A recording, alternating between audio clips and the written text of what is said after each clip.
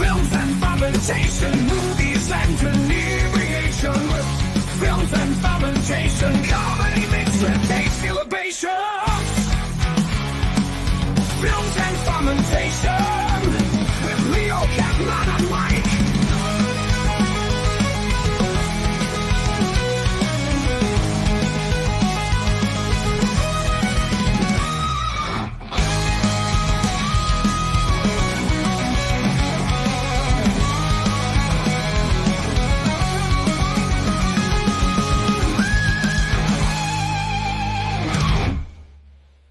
Hey everybody, welcome to episode 174. This is our Thanksgiving Day special. Since this episode will be dropping right before Thanksgiving. Actually, we are live right now. We are recording live, something that we've only done a few times before, and in this case, something that came as a total surprise to Mike because I forgot to tell him beforehand. Because this was a last minute. This is a last minute decision on my part, since we're going to be not recording for a couple of weeks, as we're going to take some time off for Thanksgiving. So our next episode won't be until sometime in December. So I thought, what the hell, let's go live. Let's see what happens. I don't know if anybody will join us. It'd be nice if they do, but if not, we have an episode here for you anyway. As I said, it's our Thanksgiving episode, and tonight we are taking a deep dive into one of our favorite holiday classics, one of the few movies that I would say is, you know, just mostly Thanksgiving themed. And that is Planes, Trains, and Automobiles. Again, we are Films and Fermentation, a movie and alcohol podcast, the #1 pop culture podcast on Good Pods. I'm Leo. I'm Kevin. I'm Mike.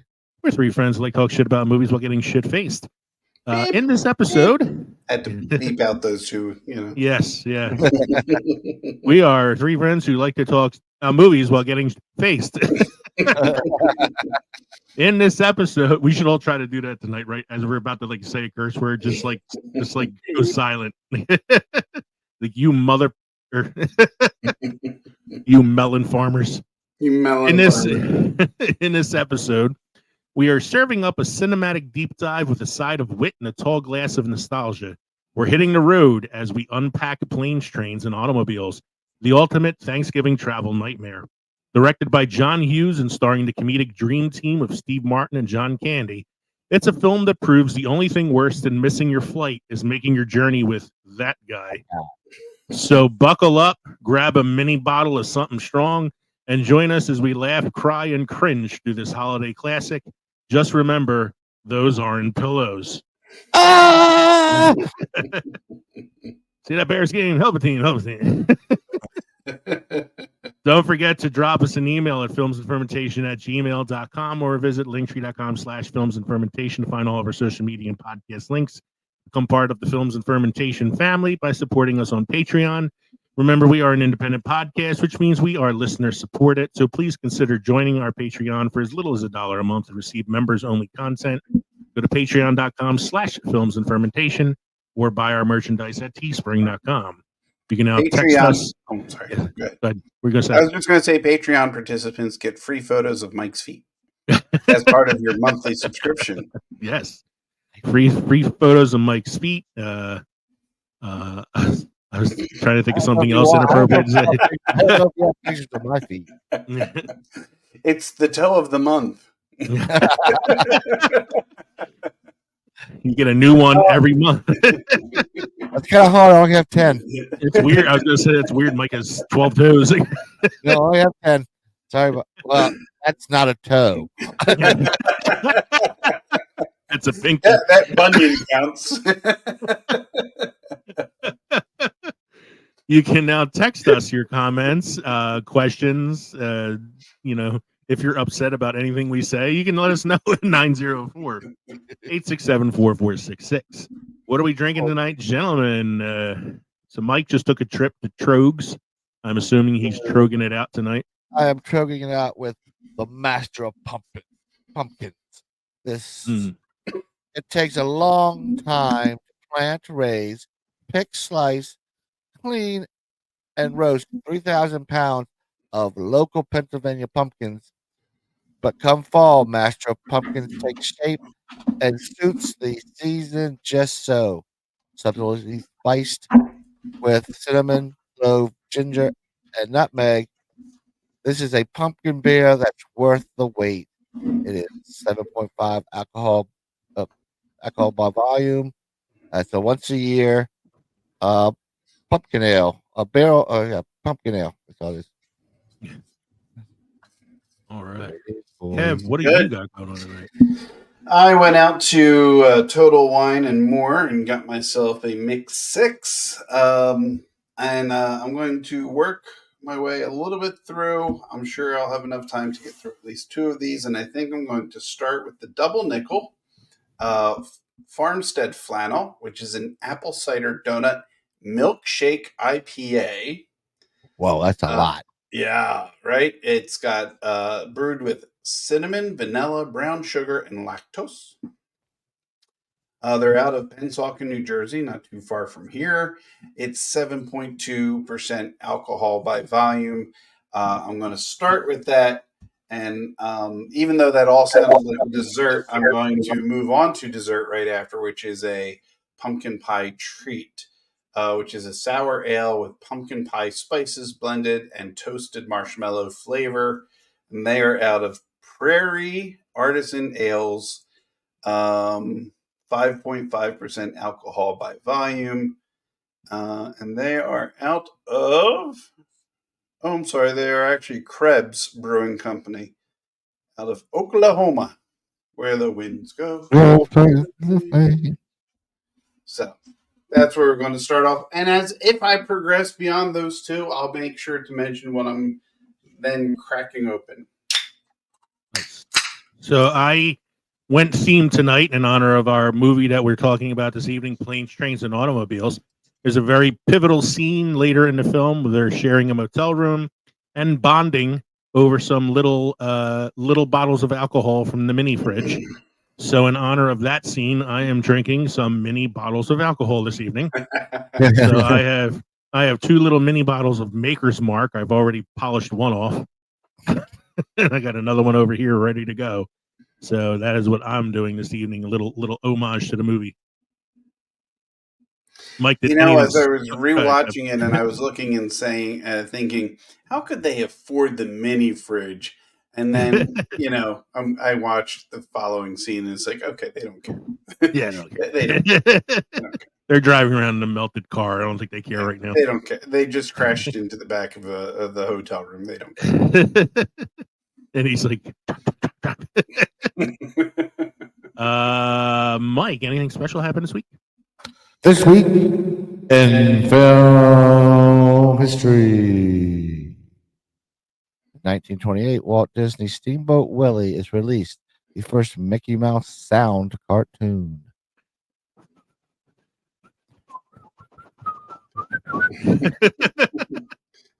Yeah. You guys are doing a great job. Keep it up. Keep up that whistling. Well, all I heard from Leah was... That's what you hear from me normally because I'm usually breathing heavy into the mic anyway. Steamboat Willie. It sounded like you were trying to do a tune with you.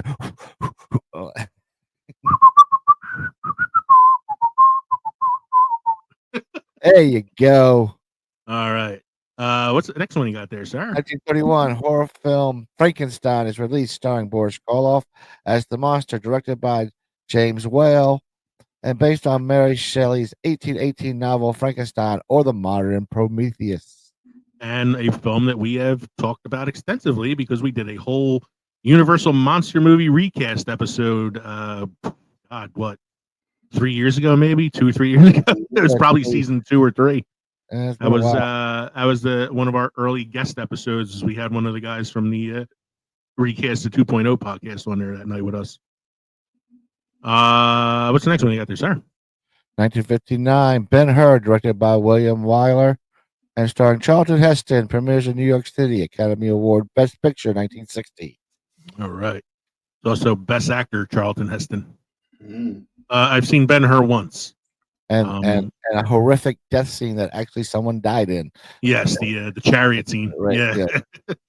It was one of those early stunts that were not very well crafted. OSHA wasn't quite around then. Could have been worse. It could have been a helicopter blade. Yeah, right. and then still release the movie anyway, even though it decapitated the main actor and killed 2 children. Let's release the film anyway. Yeah, We're not losing money on this one, boys. we got insurance. I've seen Ben-Hur once, and I think once was enough because it is a long movie. Yeah, it's a long. And if I'm going to watch a really long Charlton Heston film, it's probably going to be The 10 Commandments. That one's a lot more. Not The Robe? No, not The Robe. What's the next one you got there, sir? 1975 film adaptation of One Flew Over the Cuckoo's Nest, based stage adaptation of novel by Ken Kesey, directed by Milos Forman and starring Jack Nicholson and Louise Fletcher, is released. Academy Award Best Picture 1976. I think this is one of the few films to have won like the big 5 because it won Best Picture, Best Director. Nicholson won Best Actor, I believe. Mm-hmm. Louise Fletcher won Best Actress, and it won Screenplay. So it's like one of the big 5, I believe.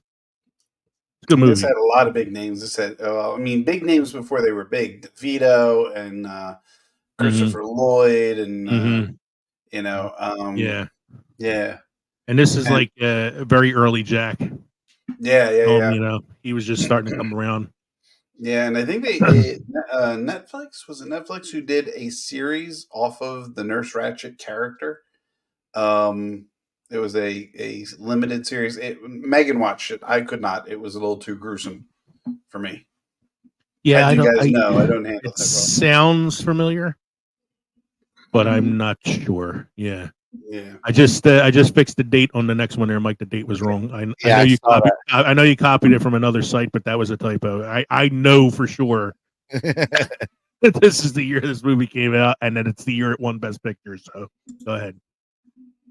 1975, Rocky, directed by John G. Alvinson, yeah. Alvinson, and starring Sylvester Stallone, premieres in New York, Best Picture 1975. Yes, a surprise Best Picture winner in 1975. Because it's technically like an indie film because it was a very small budget. Next one you got there, sir. This next one's for you, Lee. Okay. 1980, Heaven's Gate, film directed by Michael Cimino, starring Chris Christopherson and Christopher Walken, premieres. One of the biggest box office bombs ever. I can honestly say I've never seen this one. I know of it because I know a lot about box office bombs, and I know it's like up there with Walken too. So yeah, it's Christopher Walken, and it's like up there with like Ishtar is like one of the biggest like box office disappointments ever. Is this where the cult got its name from? Maybe, I don't know. I have no idea. The crazy dude with the eyes. Yeah, I have no idea. The Nikes. So this was like a big bomb and a disappointment because Michael Cimino was coming off a Best Director Oscar for The Deer Hunter just a couple years before this. So this was supposed to be like his big follow-up film. Next one you got. 1983, MGM UA releases nostalgic holiday film A Christmas Story, starring Peter Billingsley and Darren McGavin, based on an anecdote from humorist Gene Shepard. Gene Shepard actually is the narrator in the film. Yeah. Not my favorite Christmas film. I like this movie, but I always find it weird that it came out in 1983. I always feel like it's an older movie. It feels like a 70s movie. Yeah. It feels like a 70s, like it takes place in the 50s, but it feels like a 70s movie. I don't know, because when did Little Orphan Annie come out? The one that was also in the 80s, early 80s, and it had that same feel, that same look. Yeah. You know, I like this movie. It's one of my favorite Christmas. Yeah, I like this movie too. To watch. Did you see the sequel that they did, or the? No, I didn't watch it. It wasn't great. It wasn't terrible though. Yeah, I didn't hear great reviews about it. You know what? It could be with this too, because it's 1983, so it's only a few years into the 80s. So some of those movies still had that 70s feel to it too. And it was put out by MGM and United Artists. I mean, they don't have the kind of money to update their programs. Oh yeah, I'm sure. Next one you got there, sir. 1992, Malcolm X film directed by Spike Lee, starring Denzel Washington and Angela Bassett, is released in the U.S. This is the year that I think this is the year that Tom Hanks won for Forrest Gump, maybe because it was like Denzel probably should have won for Malcolm X, but I don't remember off the top of my head. I know it was like somebody that people weren't expecting to win. This next one hits a little bit after that video that you shared with us yesterday, Kev. Yeah. The next two. Yeah, go for it. 1994, Star Trek Generations, film directed by David Carson and starring Patrick Stewart, premieres. And Thoughts it's on Generations? well, I was gonna say it's Not my the favorite Star Trek movie. They could have done a better job introducing the next gen to like the big screen. yeah, I agree. There are a lot of things that they just could have done better. I mean, the big thing from this film is that it's the death of Kirk, which I know upset a lot of people who are major Star Trek fans. And I remember seeing this in the theater and people crying and as they were leaving, and I was like, boy, these people are weird. But it's not like I haven't done that before either. So I had gone to the movies with my father to see this, but my sister and mother were in another theater over watching Little Women because they didn't want to watch Star Trek, and I don't blame them. That's okay. Yeah. But I remember, so this is, and that's why I said that video you sent yesterday, which anybody has not seen it yet. Oh my God. Really good short film. You can find it on YouTube. It's about 8 minutes long. It's called Unification, and it's no dialogue whatsoever. Entire video, just all, and that the guy. So it's Shatner, obviously, and it's a DH Shatner. But the guy playing the young Shatner from the original Star Trek series. So it's Shatner's face superimposed on this actor. It's Sam Witwer, who's the actor that did the voice of Darth Maul in the Clone Wars series. Yeah, he's the actor behind it. I saw like the behind the scenes stuff for it. It was really cool, and it's such a good like revisit. It's a good tribute and a good like revisitation to what Star Trek used to be. Like it really feels like that old Star Trek that we grew up with. So it was amazing, and that was the actress who played Saavik in the in the Search for Spock. I looked it up here. The year that Denzel was nominated for Malcolm X, he lost to Al Pacino for Scent of a Woman. Yeah. That was a career for him. What an ass! You got your head way up it. Just getting warmed up. So getting back to some Star Trek facts. What's your next one there, Mike? 1996 Star Trek: The First Contact, directed by Jonathan Frakes and starring Patrick Stewart and Jonathan Frakes, is released. Yes, I like First Contact. Yeah, that was a much better movie. Yes. I think it's the best of the next gen films. This was the Cochrane story, right? This was where they go back. Cochrane, yeah. This is like, to me, it's like it's like a really long episode. Yeah, to me, it's what Wrath of Khan was to the original film. Yeah. Whereas the first film was kind of like, but the second film really got back to where the show came from. Right. And so, like, First Contact and Wrath of Khan, for me, both did the same thing with their respective Star Trek shows. This is where Picard becomes Ahab. Yes. Yeah. Well, yes. Broke your little ship. The next one after that was Insurrection, which is a pretty forgettable film. That one really feels like an extra long next gen episode. I really don't know if I watched all the next gen movies. Insurrection was okay, and then the last one was Nemesis, which isn't too bad. Okay. That one has Tom Hardy as a young cloned version of Patrick Stewart. Some more James Bond facts. We've had a lot of James Bond facts lately. This is the time of year things get put. Put out. 2002, Die Another Day, 20th James Bond film release, directed by Lee Tamahori. starring Pierce Brosnan and Halle Berry. Brosnan's last turn in the role. Yeah, I know the takeaway from this film is Halle Berry doing the recreation of the Ursula Andress walking out of the water in the bikini scene. Yeah. And your last one, sir. 2005, 20th Century Fox releases Walk the Line, starring Joaquin Phoenix as Johnny Cash and Reese Witherspoon as June Carter, and directed by James Mangold. Witherspoon wins the Academy Award. It's a good movie. I like Walk the Line. Mm-hmm. You know, as somebody who's a Johnny Cash fan, I kind of, I dug it, and I thought it was one of the better, like, biography movies that I've seen. And the actors do all their own singing. What was the spoof that they did of this? Oh, that was Walk Hard, the Dewey Walk Cox Hard. story with That's right. John C. Reilly. Another movie where there's unexpected, man packages on screen. Not a toe. It's a pretty funny movie though. I like that movie too. But Walk the Line, I like Walk the Line. And I like that the actors do their own singing in it, which is always a fun thing. Mike, you have any must-try beer craft destinations for us this evening? I have a must-try beer.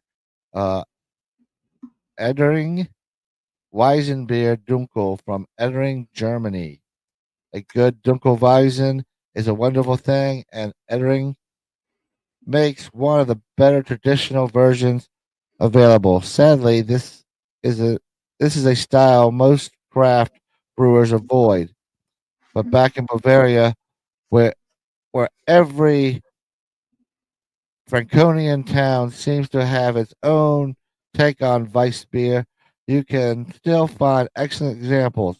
Pour this 5.3 ABV wheat ale into your tall glass, and you will be rewarded with a thick mop of light beige foam over a dark reddish brown brew. The carbonation will be, shall we say,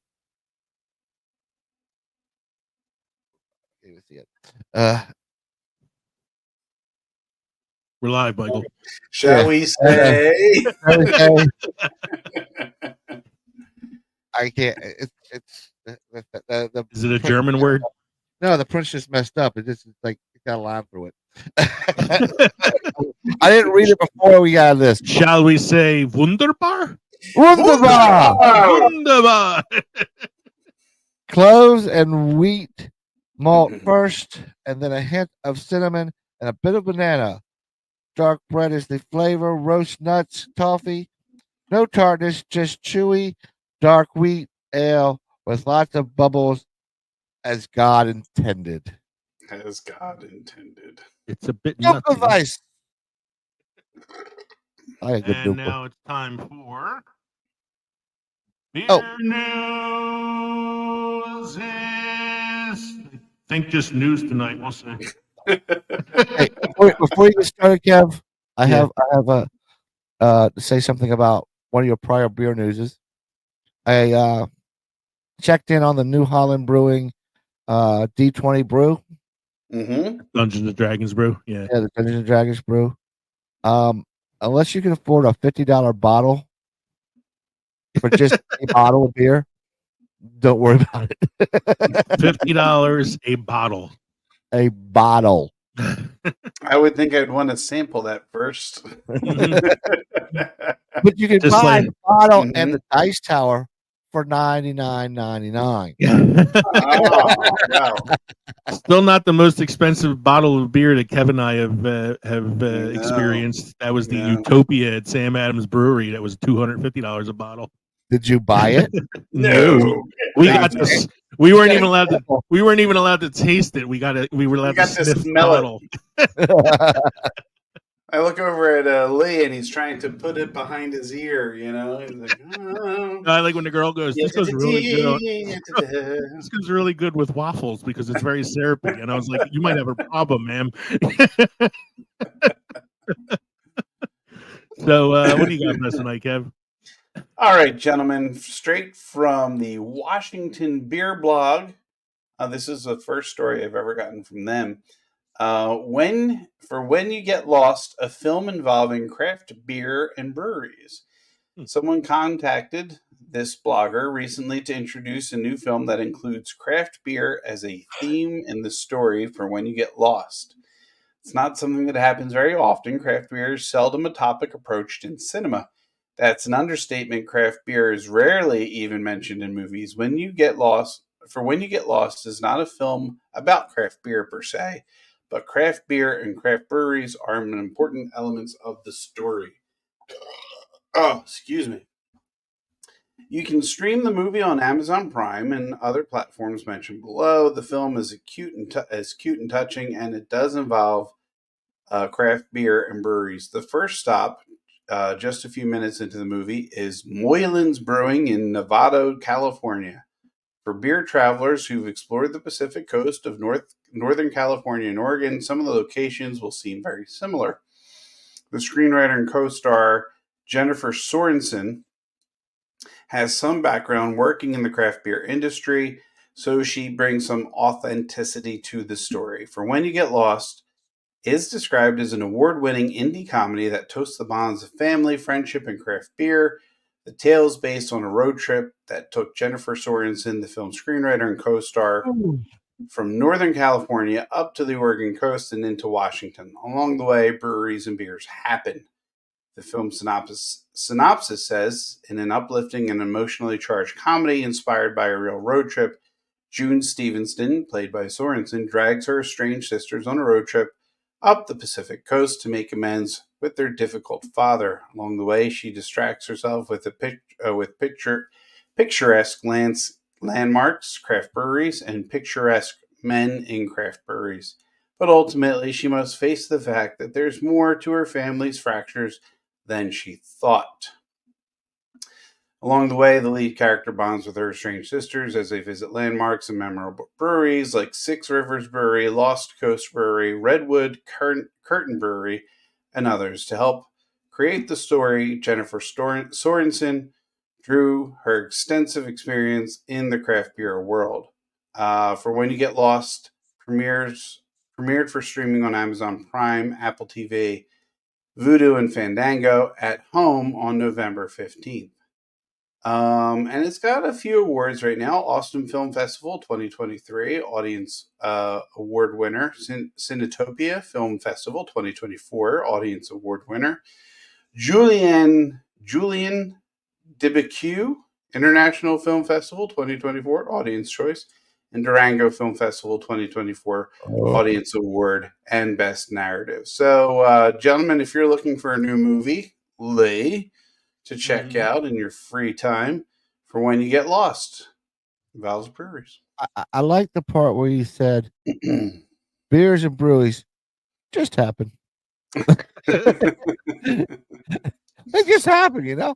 It just happened. Okay, this is out of Texas, I believe. San Antonio. No, I'm sorry, California. My bad. Another one out of California.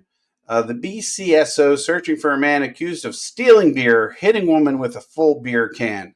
Oh, Bad use of beer, gentlemen. Deputies say the woman laughed at the suspect when he tripped and fell, so he threw a beer at her and hit her in the head. The Bexar County Sheriff's Office is searching for a suspect who stole some beer from a convenience store, then threw a full beer at a woman, hitting her in the head. It happened on November 6th at Fisher's. It was a drive-by canning. It was a drive-by kegging. At Fisher's gas station at Marbeck Road at West Loop, 1604 on the west side of town. Got that, gentlemen? Because it's going to come in handy later. Got that? When deputies arrived, they found a woman with a noticeable bump on her forehead. She told the deputies that a man in a red sweater and black shorts went inside the store, grabbed 2 18-packs of Michelob Ultra, and ran out. And you can do 2 18-packs because Michelob Ultra is really light. I mean, it's got fewer calories. It's an ultra beer. It's ultra. She said she followed him and saw him trip and fall and laughed. And when the man threw a full beer can at her from about 6 or 7 feet away, hit her straight on the forehead, causing a big bump. The suspect drove off, heading down Marbeck Road toward Loop 1604 and turning south towards Highway 90. See, I told you it would come in handy later. The vehicle was described as an older model, single cab white truck. and the man in the red hood was not wearing a mask. If you recognize the suspect in the red sweatshirt, please call. And then there's a phone number associated with it, which I'm not going to put out there for any of our live viewers or listeners. Oh, you didn't even put the There may picture up. be. So why would you? That's right, I didn't. It may have been Santa that was stealing the Michelob Ultras. It didn't say anything about a beard, though. All right, gentlemen. Last story is Miller Lite's new Yule Lager is the fireplace keg combo you never knew you needed. You never knew you needed a Miller Lite Yule Miller Lager, Lite? did you? I never knew I needed a Miller Lite either. It's Miller time. It is kind of interesting looking, though. If you can Tastes click on great. the link Let's and go. get a glance at this thing. Tastes great. Less filling. Tastes great. Less filling. Tagline for this is the Wisconsin-based beer brand aims to turn holiday time into Miller time. It's Miller time. Miller Lite is here to make your festive season a little more cheerful and a lot more beerful. On Tuesday, the Wisconsin-based beer I brand see what they did announced there.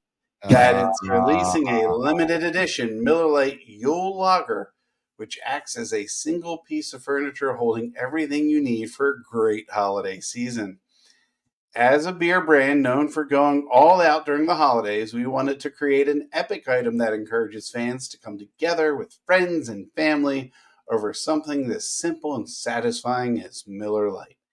Alan Bremerkamp, the director of marketing for Miller Lite, shared. That's why we created the Miller Lite Yule Lager. Whether you like to go all out for the holidays or just keep things simple, the Miller Lite Yule Lager puts an all-new twist on gathering around the fire during all your festive moments. Thank you, Leah. Just put a It is picture right up. there. Yeah. The Miller Lite Yule Lager. The brand explained. Is that a tower tap? That's a tap. That's a tower tap. Scroll further down on that website, man. You get a better look. The brand explained that the Yule Lager is a digital beer pouring fireplace that offers fans a festive new way of savor the sights, sounds, and great tasting sips of the holiday season. As for the specifics, the Yule Lager includes a custom Beer Blaze LED screen that makes it look like you've got a real blazing fire going, along with a custom audio track so fans can enjoy the sounds of the crackling faux fire paired with the satisfying pop. Oh, what? You got a hand fill it too? Yeah, you got to hand fill it. I mean, it should at least connect to the cans underneath or something. Yeah. The Yule Lager also includes an extra beer storage space designed to keep Miller Lite at its perfect temperature, along with built-in stocking hooks so that you can hang yours and your faux chimney with care. I'd rather save my money for the D&D beer. It's also got that. Only this time, it is insulated, fully removable chimney-inspired beer tower that allows fans to pour ice-cold Miller Lite straight from the beautifully crafted wooden base of the Yule Lager, turning holiday time into Miller time. According to the beer company, setting up the Yule Lager is also rather easy. All you have to do is lug in the base, attach the chimney, add the beer to the top of the tower, and you're all set. Fans who are 21 years and older naturally can get their hands on it starting on November 22nd. That's tomorrow. Or is it 2 days from now? That's tomorrow. That's tomorrow. Yeah. As of this recording, it is Friday, November 22nd. Shop.millerlite.com. It'll only be available while supplies last. So if you're into it, you better snag it quickly. However, if you miss out, you won't be at a total loss, as you can always stream the Yule Lager Fire via the brand's YouTube page all season long. The only thing that looks bad about this is it's pouring you Miller Lite. Everything else looks I got a fix for it. You get some holiday stickers, put it all over where it says Miller, and put whatever beer you want. Yeah. I would keep this in my man cave. Well, I would need a man cave first, but then I would put this in my man cave. Yeah, we got to get your basement ready for that. Come on, man. Right. I was like, can I just buy the fireplace accoutrement and not the beer? Like, and that, gentlemen, is your beer news for this episode. Awesome. All right, so we're gonna take a quick break, play some words from our sponsor, Coffee Brothers, and then we'll be back with our main segment, a deep dive into planes, trains, and automobiles.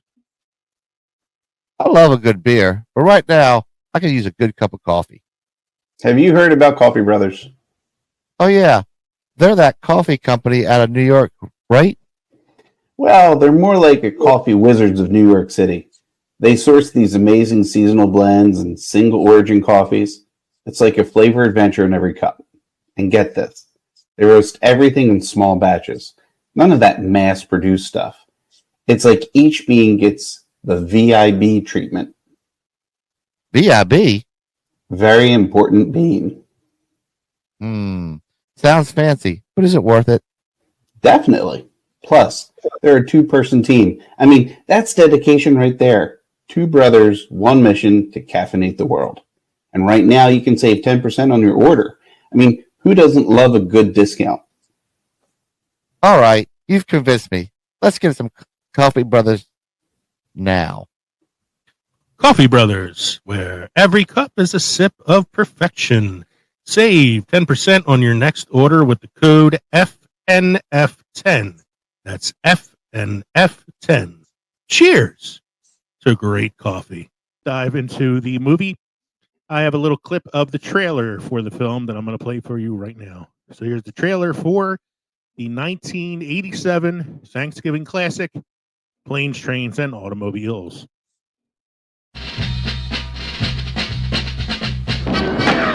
During holiday travel, some people get delirious. Some get delayed.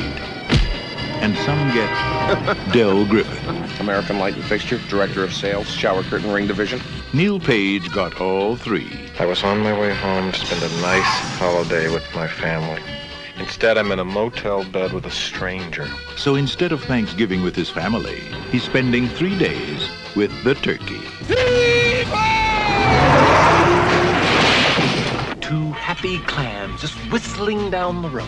Flintstones, meet the Flintstones, they're the Marconi family. Paramount Pictures presents Wilma! Steve Martin, Ever been to Hawaii? Yeah. You see Don Ho while you were there? See the second show. That's the best one. Is that right? Yeah. John Candy, Why are you holding my hand? Where's your other hand? Between two pillows. Those aren't pillows. in a new film by John Hughes. Planes, Trains, and Automobiles. See that Bears game last week? Yeah, hell of a game, hell of a game. I just noticed for the first time there's a scene there in that trailer that isn't in the movie. And they're driving in the car and he goes, "You ever been to Hawaii? Yeah. Have you seen Don Ho? Yeah, you should go to the second show. That's the better one." Like that wasn't in the in the film, at least that I remember. I don't recall hearing that or seeing that. So as I said, this film came out in 1987, was written and directed by John Hughes, one of the few John Hughes movies to not deal with teen angst and coming of age. Stars Steve Martin as Neil Page and John Candy as Del Griffith. Has a 7.6 on IMDb. It's a pretty good rating. 92% fresh critic score on Rotten Tomatoes and an 88% audience score. It's very rare that the audience score is lower than the critic score for like any movie. Yeah. Had a $15 million budget. Made $50 million worldwide. Most of that money was domestic, which isn't shocking when you consider it's a film about like an American holiday. But overall, it finished number 21 at the box office for 1987. If you go back to one of our previous episodes, we did a whole deep dive this year in film history for 1987. Talked about this film briefly and all the other films that came out that year. This is the year of Die Hard, RoboCop, Predator, and a bunch of other really great films. So here is the IMDb synopsis. A Chicago advertising man must struggle to travel home from New York for Thanksgiving with a lovable oaf of a shower curtain ring salesman as his only companion. That definitely doesn't sell me on the film if I had never seen this before. Yeah, So therefore, I wrote my own personal summary. Mhm. I gave you guys a link to it if you'd like to have it up on your screens for yourselves. Feel free to jump in at any point as I do this synopsis. It's similar to the one I did for 10 Commandments in that I tried to have some fun with it. So here we go. Here is my working summary of Planes, Trains, and Automobiles. Scene 1.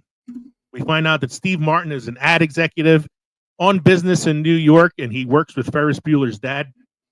And he is trying to get home to Chicago for Thanksgiving, but can't get to the cab because, sudden Kevin Bacon in a really quick cameo role steals the cab from him.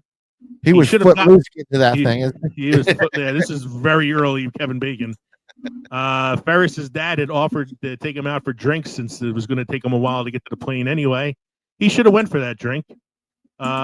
I can't imagine Steve Martin's wife was so icy she wouldn't understand the headache of holiday travel from New York to Chicago and forgive him for being a few hours later than he said he was. But then we cut to the next scene where what's that? Considering how long it did take him?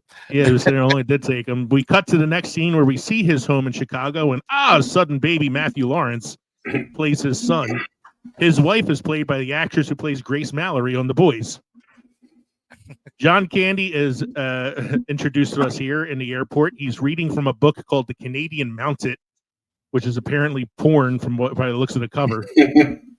I looked it up because that's what I do, and it's not a real book. You should see my search history now. Leo going that extra mile. Going that extra mile, always doing the research. Always not real.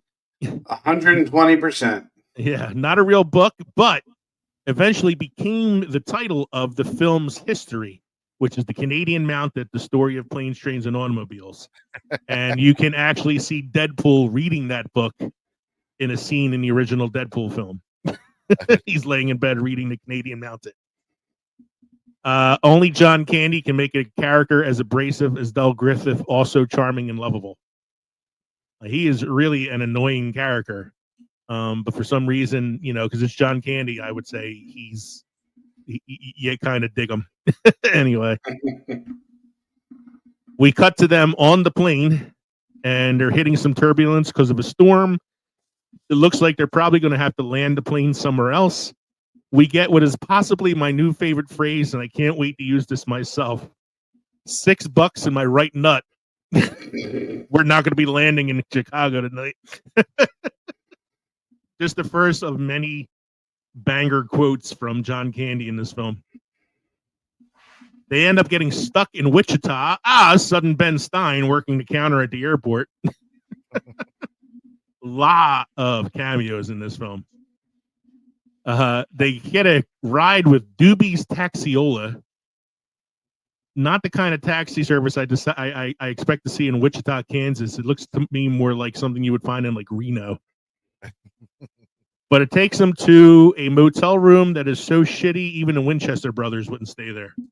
Wow. That's for Mike. That's a supernatural deep cut just for Mike. Del is smoking in the hotel room, and I wrote, the 80s. Yes, the 80s. He's making really loud noises and shifting around in bed a lot and trying to clear his sinuses so he doesn't snore all night. And I said, at this point, myself personally, I might have put a pillow over his face. At this point, we get a rant from Neil, the Steve Martin character, and it's a rant about how obnoxious and annoying and loathsome and all that John Candy's character is. And I know the hotel rant is meant to make you feel that feel bad for Del and sell that Neil is a tight ass who needs to lighten up, but honestly, he wasn't all that wrong. They go to sleep that night, and sudden Dave from summer school shows up and steals all their shit.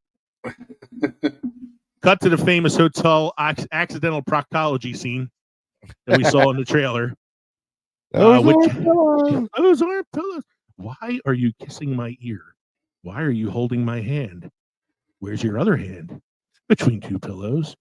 Those aren't pillows. See that Bears game last week? Yeah, hell of a team. I think they're going to go away this year. Now, my recollection from this, because I hadn't seen this in a while, was that scene came much later in the film. But it really was pretty early into the film at this point. Yeah. The movie is a very breezy hour and 37 minutes. Yeah. And so this happens like maybe 25 minutes into the film. So next scene, they're at the diner. Once again, they're smoking the 80s. We find out that He's friends with this guy Gus at the hotel, and he got his son. Gus's son's going to give him a ride to the train station.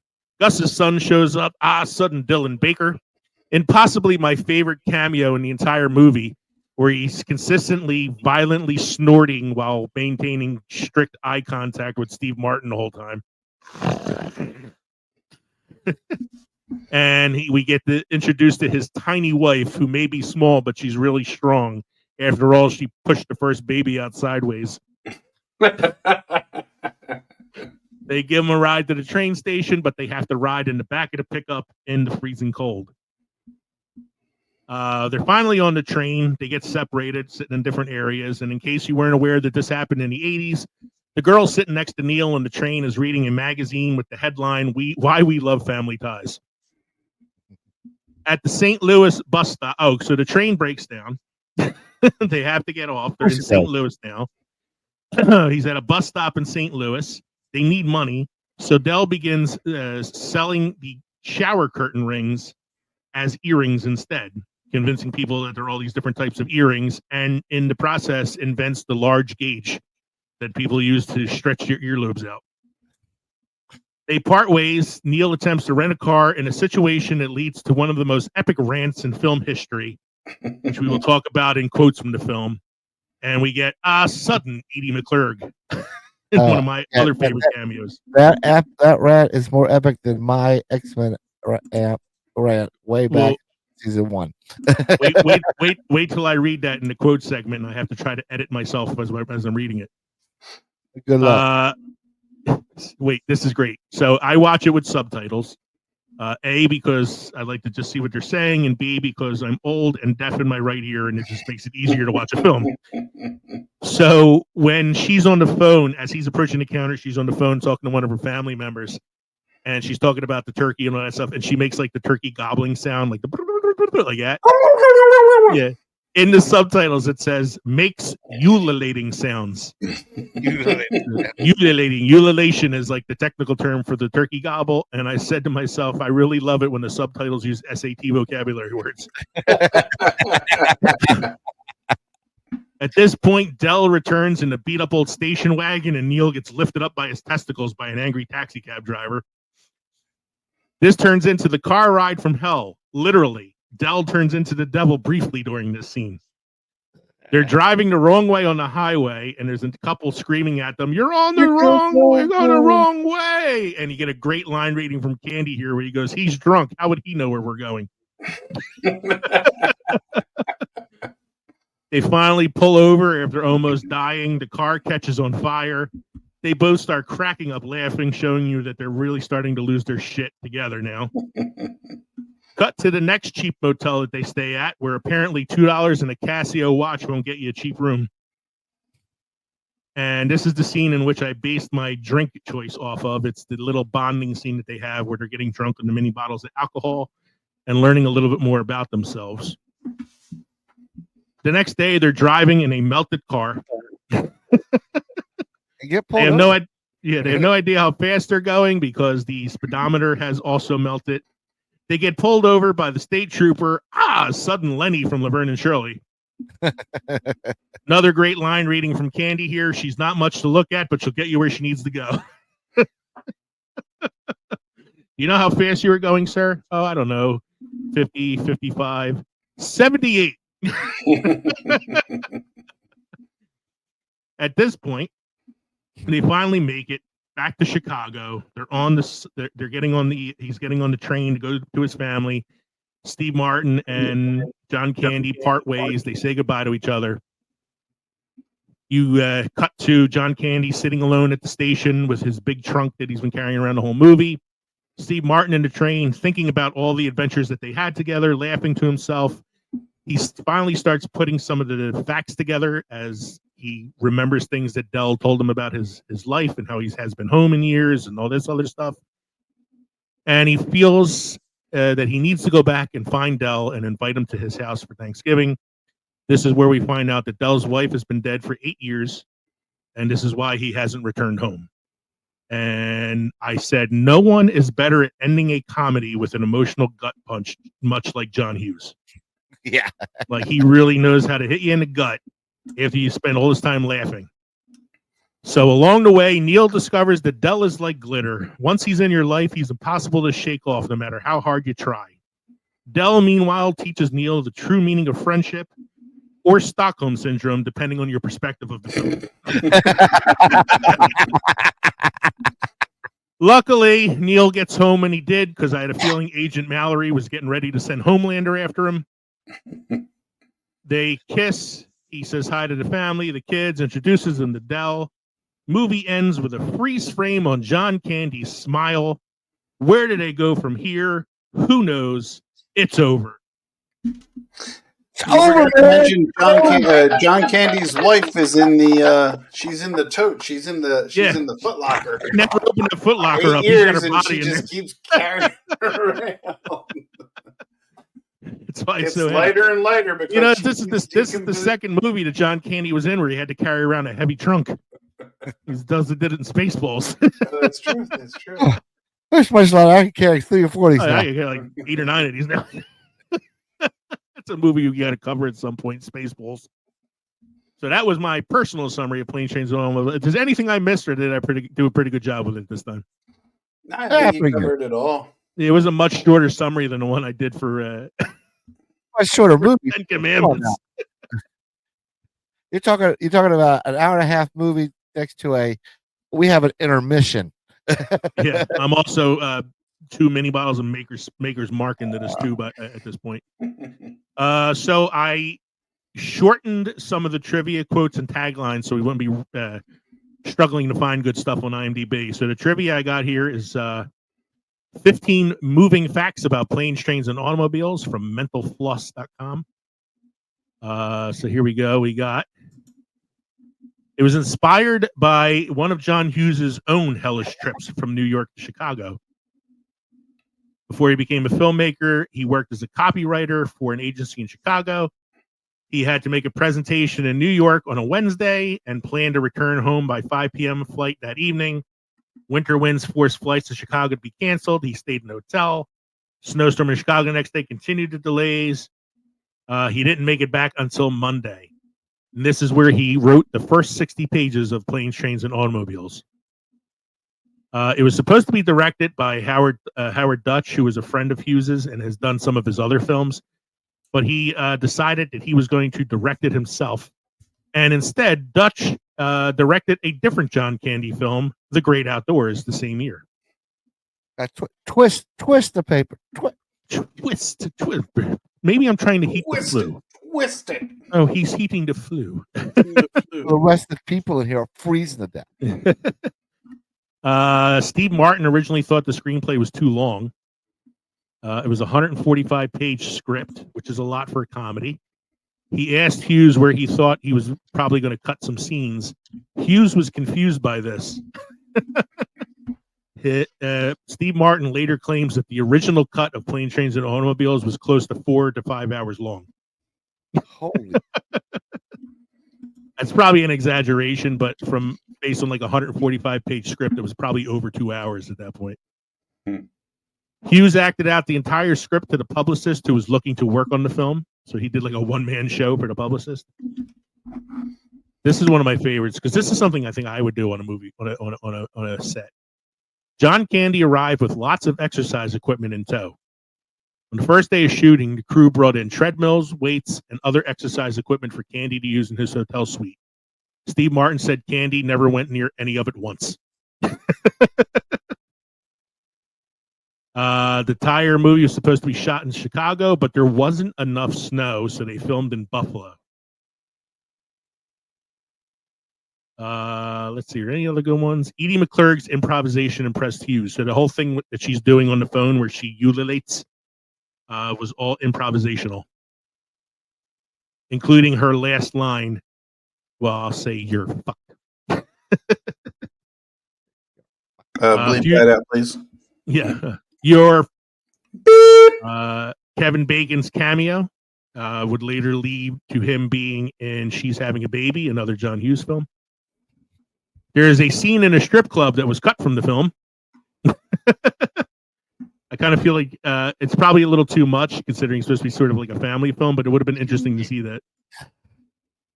And Star Trek alum Jerry Ryan was in the film, but was cut out at the end of the. At the end of it. Was she at the? He was one of the passengers on the bus ride when they're singing the Flintstones theme song.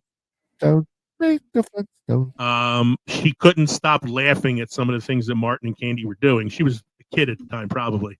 And so they had to reshoot some of the scenes without her because she kept laughing in the background. Elton John wrote a song for Planes, Trains, and Automobiles. The song was never released. That's interesting. Wow. And the original ending was much different. In the original ending, Del follows Neil all the way home.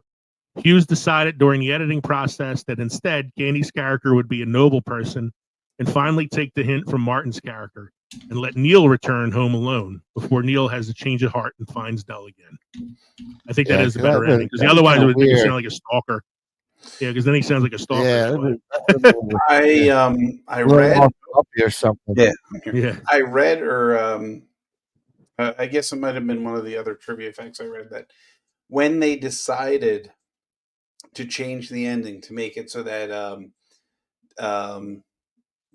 Steve Martin's character goes back, the scenes that you see while he's on the train, where he's, you know, kind of reflecting on the entire experience and everything else, that was filmed, but not specifically for that alternative ending. That was just the cinematographer filming Steve Martin while he just sat and thunk, you know, and then they took those clips that they filmed and then put in the montage to create that alternative ending, which I thought was pretty interesting. Yeah, you're right. I remember reading that too. It wasn't on this list for some reason, but that's a really good one. Yeah, I think even like him laughing in a couple of those scenes was just him laughing at like one of the crew members or something like that. Yeah, that's a cool little fact, and that actually it's something that kind of like works out in their favor because they needed that scene eventually anyway. Yep. So next thing I have on here are some of the best quotes. I have a Screen Rant website here with the 15 best quotes from the film. I already claimed the rental car tirade as the quote that I would like to read. So you guys can take the other quotes if you'd like here. Cool. Go for it.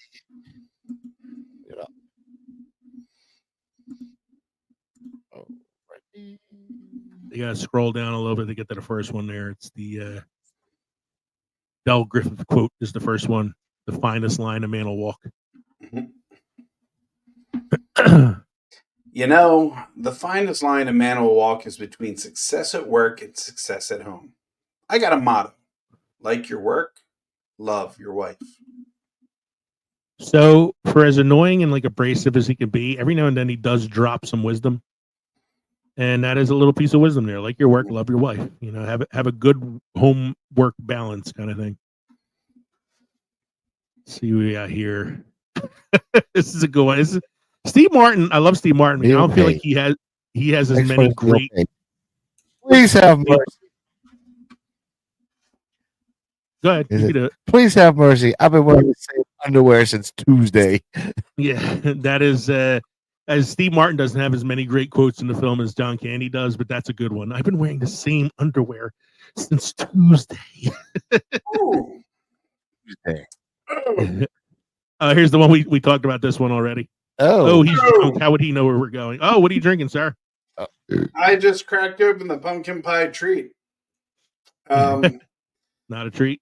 No, it's not. Look, man, if I could drink a sour, this would be fantastic. But that sour hit me right in the gums. You know what I'm saying? It's got a great. Yes, and you got your head way up it. But oh man, is it sour? Wow. Oh. I saw your reaction and I was like, wow, it has to be pretty bad. Sorry. Didn't mean to interrupt the segment. This is a good one too. This is when he's selling the earrings, or he's selling the curtain rings and pretending they're earrings. This is Czechoslovakian ivory. Czechoslovakian. Did he say one of them was like signed by John Wayne or something like that? It was like a real weird claim he had. Czechoslovakian ivory. Much better. This is a good one too. Larry Bird, Junk candy's. Go ahead. Larry Bird doesn't do as much ball handling in one night as you do in an hour. Yeah. He's got all the best lines in the film. He's accusing Steve Martin of playing with his balls. Doesn't do as much ball handling. Well, let me just close this conversation by saying you are one unique individual. That is almost a backhanded compliment. Because he's saying that to Dell. Here we go. I'm doing this one, baby. I claimed it. This is my favorite scene in the movie. It's Steve Martin's rant at the car rental place. Let's see if I could do this and remember to do this the right way. Because I'm feeling it a little bit right now. He goes up to Eddie McClurg at the counter, and she's like, "Can I help you, sir?" And he's complaining about the fact that he had to walk all this time to find his car, and it wasn't there. And she's smiling at him, and he says, "You can start by wiping that dumbass smile off your cheeks. Then you can give me a automobile, Datsun, Toyota, Mustang, Buick, 4 wheels and a seat." At this point, it doesn't matter what type of car or method of transportation. Poor Neil just wants a way out of this madness that has ensued over the past few days. She says, "Do you have your rental agreement, sir?" And he's like, "No, I do not." She goes, "Well, then you're..." Next one is the "These Aren't Pillows" scene, which we already talked about in the summary of the film. But it's definitely that's, as much as I love the rant, this is probably the funniest scene in the film. I don't know how I would feel if I woke up with my hand inside Mike's ass cheeks. After looking at his feet all night? Yeah, so what's the deal with my feet today? That's just for $1 a month. For $2 a month, you get the butt cheek shots. If I wanted a joke, I'd follow you into a John and watch you take a leak. For $5 a month, we'll weave a blanket out of Kevin's back hair and send it to you. There you go. There are people in the Himalayas that would pay good money for my back hair. $10 a month, Mike will send you a hand-drawn photo of his balloon knot. Yes, if I wanted a joke, I'd follow you into the John and watch you take a leak. This is the scene where he gets punched by the cab driver and then picked up by his nuts. This is the one I said already. I love this one. $6 in my right nut says we're not landing in Chicago. This is after they get done driving in the melted car. Was that seat hot or what? I feel like a big whopper.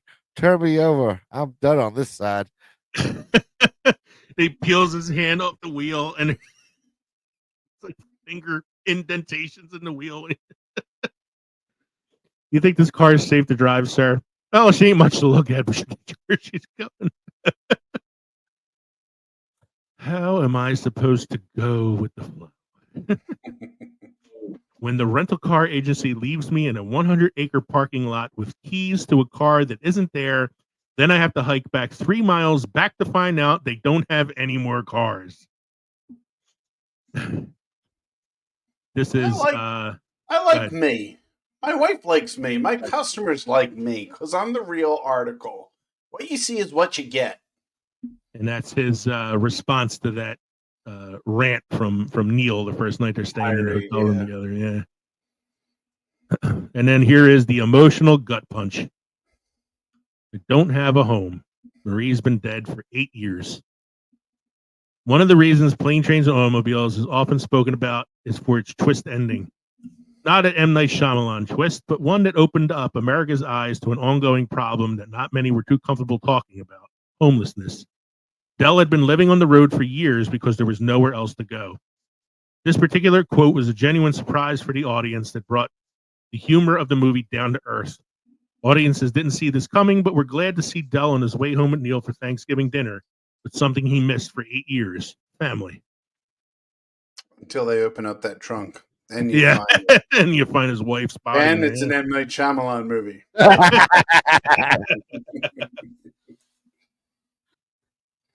And Del starts thinking back to all the issues that were read around. Yeah. Starts to realize that he's the only one he could talk to, and when you realize that Bill's been dead the whole time. When am I ever going to wake up? I wish you were here with me right now, but I guess that's not going to happen. Not now, anyway. So talk about that M. Night Shyamalan twist. You go back and watch it now, you understand what that quote means. He's talking about the wife. She's not in the trunk. See? Yeah. Oh, she would have been there in the trunk. So here are the taglines for the film. There are only 3 of them. Steve Martin had no reason to panic, ... until John Candy came along. Second one's terrible. Pack in the laughter. What he really wanted was to spend Thanksgiving with his family. What he got was 3 days with the turkey. Now, that's a much better one. I think that one actually kind of works. They use that one in the trailer. So, one Oscar. Who do you give it to? I think I give it to Kevin Bacon. Best supporting actor, Kevin Bacon, for Guy Who Steals Cab. I mean, I don't know how you give it to anybody but John Candy in this film. True. I think John Candy is the heart and soul of the film. The gut punch at the end, like I said, is done really well. The only other person I think I would possibly give it to is John Hughes for the screenplay. The original 4 to 5 hour screenplay, not the one that we see on film. I don't know. Dylan Baker did a pretty good job. I told you that's my favorite. That's my favorite cameo in the film when he's just intensely staring at him while snorting so violently. It's great. She's strong. She pushed the first baby out sideways. I believe the house that they used, Steve Martin's house, Neil's house, was the same house that they used in Uncle Buck. Yes, it is. It is. I think it might also be. It is. That same one from Uncle Buck. It might also be the same one. I don't think it's the same one from Home Alone. It's not, because I looked that up. And that's a town over. It's close. It's a town over. That one was also used in another movie too. I just can't think of what the movie is that it was used in. Mm-hmm. But yeah, that's a John Hughes thing, kind of like reuse certain sets. Mike, who would you give your Oscar to? Oh, it's definitely John Candy. Yeah, and I don't think you can say anybody but this. So I do this to you guys all the time too. So I'm like, quick Muppet recast. Well, it's definitely Kermit and Fozzie. Yeah, I was gonna say, like, to me, of all the movies that we did this little like Muppet recast experiment with, this was the easiest one for me to do a recast. Piggy be the only one. Well, you're fucked. Yes, yeah. So I said there's no way that Kermit isn't Steve Martin's character. Yeah, since he's inherently like the straight man in the film. Mm-hmm. And there's no way that Fozzie Bear is not John Candy's character. You can even really. I think we're going to put Scooter in as Kevin Bacon. Yeah, stealing the cab. And Gonzo is Owen. Yeah. Baker. So I had Miss Piggy, like you said, Mike, as the rental car agent, played by Edie McClurg. Yep. I had Animal as the Dylan Baker hillbilly driver character. Okay. Oh yeah. Neil's wife is Janice, because it's the only other female character I can think of. And then you would have like various cameos from some of the other characters, throughout the movie. Gonzo could be the weird cab driver, the Taxiola cab driver.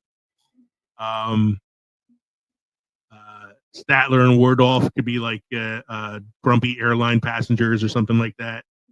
The guy that gives them the pickup, the guy driving the truck that picks them up could be like Sweetums. So I was like, I found it really easy to like figure out some characters. Cameron Wardolph will be the guy looking at the pictures at the beginning. So late to miss his plane. Yeah. You can have like the Electric Mayhem could be like the bus passengers singing the Flintstones theme song with them. So I think of all the times we ever did like a Muppet recast, this is probably the easiest one. Mm-hmm. The big brown bear want to be the cop that pulls him over. How fast you think you're going? Who would be the guy that throws the fish around? So anyway, you have any beer trivia or history for us this week, Mike? I have some beer history. Egyptians may have maintained the first commercial beer production facilities.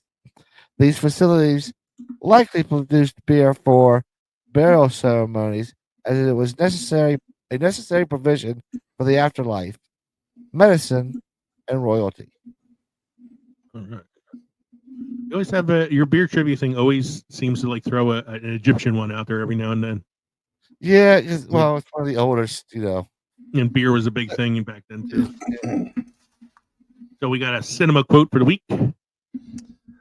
Ultimately, you have to not worry about what people think, and you should have played him differently. You're the one playing the part, so it has to be yours. I'm assuming Ewan McGregor is talking about Obi-Wan in that statement. I would assume. Surprisingly, he was talking about his role in Moulin Rouge. You sit on a throne of lies.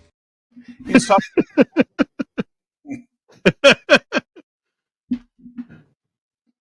What you talking about, Willis?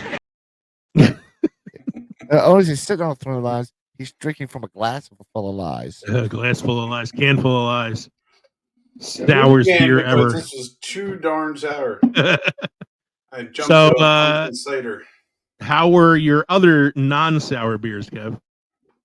Well, this pumpkin cider from Harpoon is actually pretty decent, 5% alcohol by volume. It's a little tart, but it's not nearly as tart as this. This is going downstairs to my wife. she enjoyed that kind of stuff. She likes the tart ones. Mm-hmm. Okay. And Mike, how's your stuff tonight? Master of pumpkins. Yes, very good.